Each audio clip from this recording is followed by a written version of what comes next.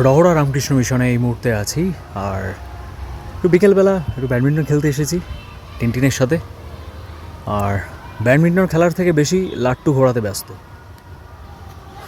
আর এই জায়গাটা এতটাই স্নিগ্ধ মনোরম একটা পরিবেশ, শুধু পাখির কুজন ছাড়া বা ডাক ছাড়া আর কিচ্ছু শোনা যাচ্ছে না এই মুহূর্তে। অসাধারণ একটা পরিবেশ, মানে কি বলবো। আমার এদিকে আমি আম প্রেমী, এই দেখো এখানে ছোটো ছোটো আম হয়েছে। আমি না জেনে বলবো না এটা কী আম, বুঝতে পারছি না। আর এখানেও একটা আম গাছ আছে, কত সুন্দর করে সাজানো প্রেমিসেসটা, এত সুন্দর সাজানো, ওয়েল মেনটেন্ড। দেখো কি পরিষ্কার পরিচ্ছন্ন। তো জয়গুরু।